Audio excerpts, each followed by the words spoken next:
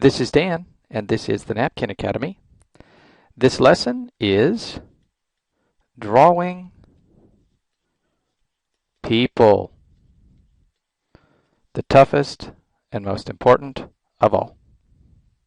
We've worked through our basic shapes, and in the end, we're going to find that we spend more time drawing the hardest thing in the world than anything else. We're going to find that we spend so much time drawing people.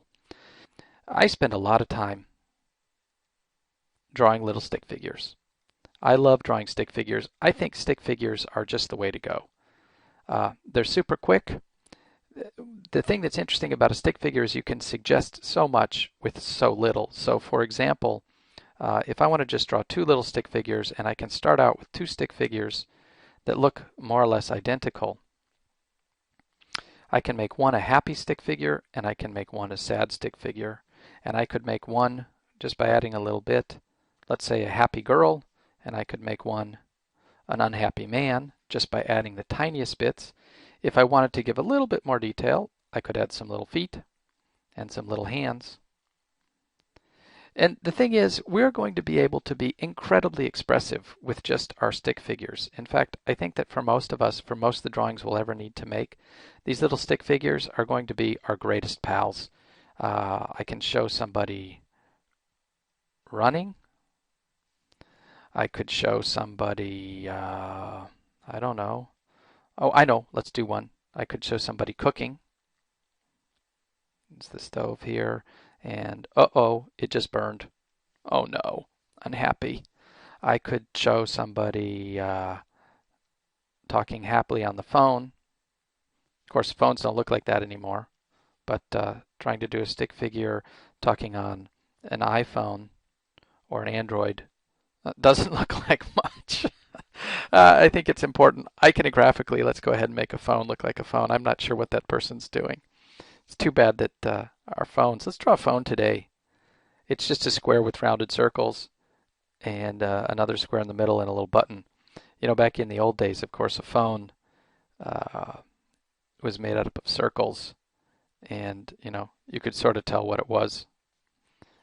Anyway, that's what a phone looked like. So I really want to emphasize the importance of being able to create stick figures. Simple stick figures are the way to go. Now, I do want to be clear. There are really three ways to draw simple people. And we've talked about way number one, which is the stick figure.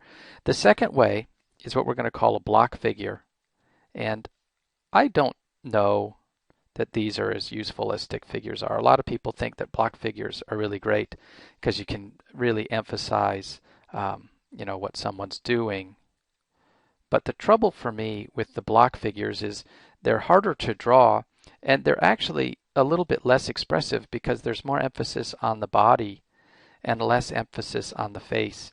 And what we're really doing as we're trying to draw our pictures is show the simplest possible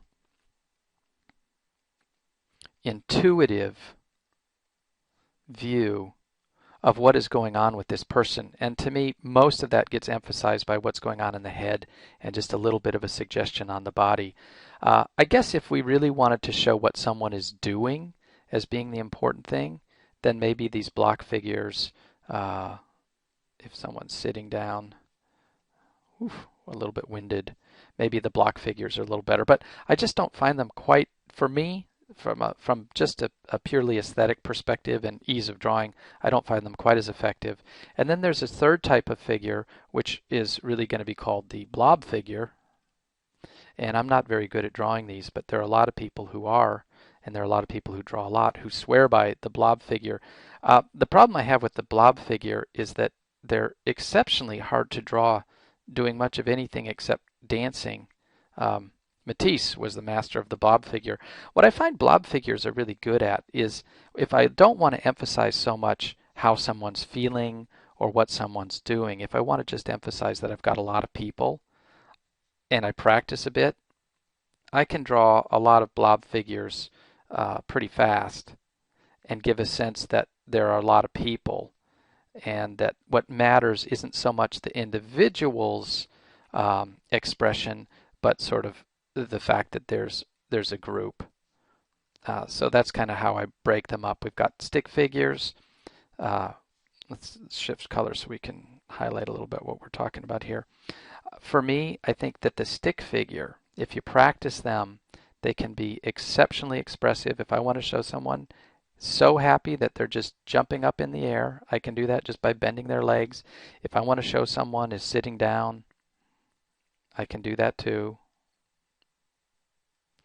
Little stick figures, practice will do a lot for you. The block figures, also cool if you feel up to doing them. I think often that I know that when I draw block figures, I tend to get so caught up in drawing the picture of the person that I kind of stop thinking about what I was trying to draw.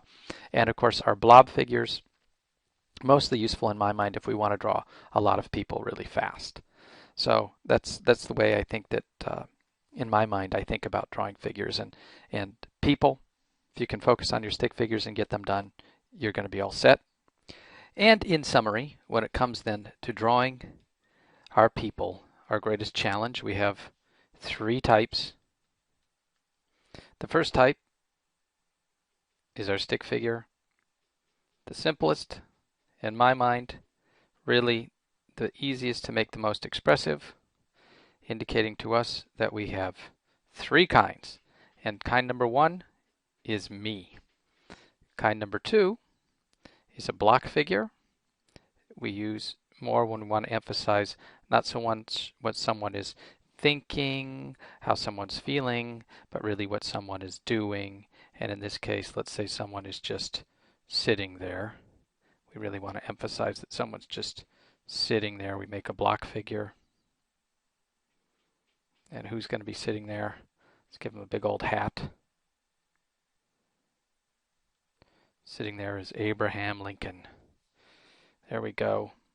And type number 3 are the little blob figures that are looking up at our big statue and saying, "Oh my, what a wonderful representation of what someone is doing."